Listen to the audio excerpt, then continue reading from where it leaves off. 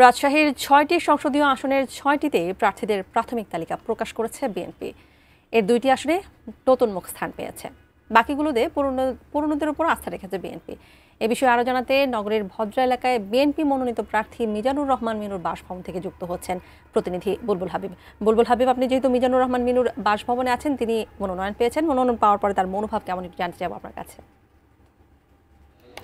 তানি, আপনি জানেন যে বিএনপির চেয়ারপারসনের উপদেষ্টা মিজানুর রহমান মিনু তিনি আসলে রাজশাহী সিটি কর্পোরেশনের সাবেক মেয়র এবং সাবেক সংসদ সদস্য ছিলেন। তিনি এবার তিনি আবারও দল তার উপর আস্থা রেখেছে এবং তাকে প্রাথমিকভাবে মনোনয়ন দিয়েছেন। যেহেতু তিনি আমরা আসলে তার মনোভাবটা একটু জানতে চাইবো যে মিনু ভাই, আসলে 15 বছর পর আসলে জনগণ আবার একটা সুষ্ঠু নির্বাচন হতে যাচ্ছে এরকম মনে করছে। তা আপনি যেহেতু দল আপনার উপর ভরসা রেখেছে, আপনি সাবেক মেয়র, সাবেক এমপি ছিলেন, আপনি আসলে রাজশাহীবাসীকে কি বার্তা দিতে চান? আমি ধন্যবাদ এটিকে, যে আসলে দীর্ঘ 17 বছর স্বৈরাচারের বিরোধী আন্দোলনে বাংলাদেশের মানুষ লক্ষ লক্ষ আমাদের নেতাকর্মী কারাবরণ করেছে, হাজার হাজার নেতাকর্মী শাহাদত বরণ করেছে এবং শত শত নেতাকর্মী গুম হয়ে গেছে।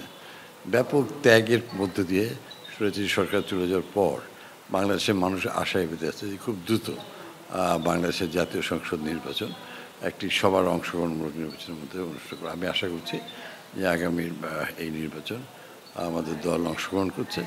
আমরা এর আগেও 1978 সালে আমাদের নেতা শহীদ জিয়া রহমান রাষ্ট্রীয় ক্ষমতা আসার পর স্বনির্ভর বাংলাদেশ করেছিলেন। বেগম খালেদা জিয়া দেশে একটা গণতান্ত্রিক শাসন ব্যবস্থা ক্যাম্প করেছিলেন এবং ব্যাপক উন্নয়ন সাধিত করেছে সকল সেক্টরে।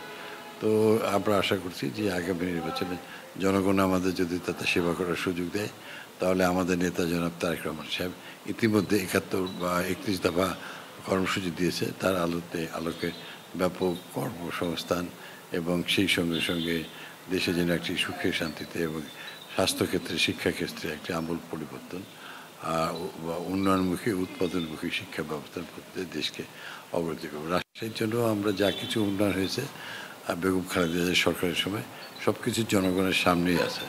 কারা উন্নয়ন করতে পারে, কারা জনগণের আশা প্রত্যাশা সুনিশ্চিত পূরণ করতে পারে, এটাই এই কনস্টিটিউয়েন্সি এবং বাংলাদেশের মানুষ জানে। এই জন্য আশা করছি যে 1996 সালে আমরা এই আসনে বাংলাদেশের 3য় সর্বোচ্চ ভোট পেয়েছিলাম। আমরা গোটা রাজশাহী ডিভিশনের 39টা আসনের মধ্যে আমরা 38টা আসনে জয়লাভ করেছিলাম। 2001-এও একই অবস্থা। তো আমি আশা করছি যে আগামী নির্বাচনে একই ফলাফল ইনশাল্লাহ বাংলাদেশে এবং এই অঞ্চলের মানুষ দিবে ধানের শীষের পক্ষে। ধন্যবাদ আপনাকে, আমরাও তো আশা করি। তো আসলে যেহেতু তিনি পেয়েছেন, ফলে সকাল থেকে কিন্তু নেতাকর্মীরা তার বাসভবনে আসছিলেন, দেখা সাক্ষাৎ করছেন এবং এভাবে প্রত্যেকটা আসনের প্রার্থীদের বাসায় দেখেছি যে